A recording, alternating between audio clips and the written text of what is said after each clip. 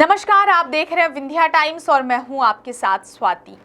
रीवा जिले के नगर निगम क्षेत्र अंतर्गत वार्ड क्रमांक 2 पुष्पराज नगर में स्थानीय लोगों को 11,000 वोल्ट के झुके तार के कारण मौत का डर बना रहता है। लोगों का कहना है कि उनके छत के ऊपर से यह तार लगी हुई है, जिससे वार्ड में रहने वाले लोगों को हरदम जान का खतरा बना रहता है। इन सारी समस्याओं को लेकर स्थानीय लोगों ने कहा कि आगामी चुनाव पर भी इसका सीधा असर पड़ेगा और हम सब विधानसभा चुनाव का बहिष्कार भी करेंगे। स्थानीय लोगों का कहना है कि इस तार के कारण कई लोगों की जान भी जा चुकी है, कई बार शिकायतें भी की गई। इसके अलावा सीएम हेल्पलाइन पर भी शिकायतें दर्ज करवाई गई, लेकिन सिर्फ और सिर्फ खाना पूर्ति की गई, उस पर किसी भी जिम्मेदार का ध्यान नहीं गया। बता दें, इस 11,000 तार के कारण बच्चों के भी जान का खतरा बना रहता है। इसके बावजूद भी कोई भी जिम्मेदार इस ओर ध्यान देने के लिए तैयार नहीं है। आइए सुनते हैं स्थानीय रहवासियों को पूरे मामले पर उनका क्या कुछ कहना है। आपके लिए तमाम जानकारी हमारे संवाददाता मनीष दाहिया ने लाई है। हमारा नाम अश्विनी कुमार पांडे है। मैं पुष्पराज नगर का निवासी हूँ। मैं हमारे लाइन गई है 11 kV का। इसके लिए मैं मुख्यमंत्री हेल्पलाइन में दिया, विधायक को दिया, राजेंद्र शुक्ला जी को। उनका सेक्रेटरी तो एप्लीकेशन लेने से भी मना कर दिया था। इसके बाद भी हम लोग परेशान, कलेक्टर के यहाँ आवेदन दिए, कोई इसमें सुनवाई नहीं हुई। अभी मुश्किल से हवा जब तेज़ चलती है तो छत से वो टकराता है, कहीं जो टावर वावर बना है छत का उसमें टकराता तो अच्छा हैवी स्पार्क होता है। तो मैं तो ये चाहता हूँ कि आपके माध्यम से अगर काम ये विधायक या कोई सुन लें, मुख्यमंत्री महोदय, तो शायद कल्याण हो जाए पुष्पराज नगर का।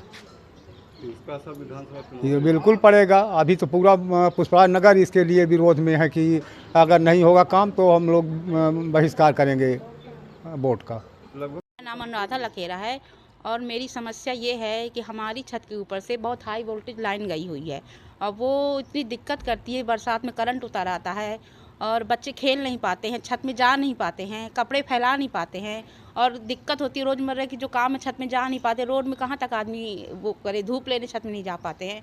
और यही प्रार्थना है कि जो भी सरकार है, जो भी शासन है, यही है कि उनसे एमपी वालों को शिकायत भी की कई बार, सीएम हेल्पलाइन में भी शिकायत की, आवेदन भी दिया गया विधायक जी के यहाँ, पर उसकी कोई सुनवाई नहीं हुई है। अब यही है कि अगर ये वोट लाइन हटती है तब तो ठीक है, वोट पड़ेगा, नहीं तो चुनाव को तो बहिष्कार है। ये है इस बार वोट पुष्पराज नगर से तो नहीं कोई जाएगा वोट डालने।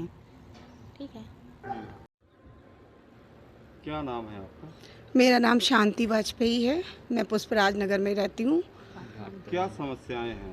समस्या ये है कि हमारे छत के ऊपर से ये 11,000 जो वाट का तार जा रहा है, इतने बोर्ड का वाट इतना हाई लेवल का है कि इससे इतना परेशान है कि हम मतलब छत पर तो जाना ही बंद कर दिए हैं। और बारिश के समय तो इतनी ज़्यादा परेशानी होती है और ना कपड़े फैलाने का, ना किसी चीज़ का। कोई कार्यक्रम होता है तो हम छत पर नहीं जाते हैं। क्यों?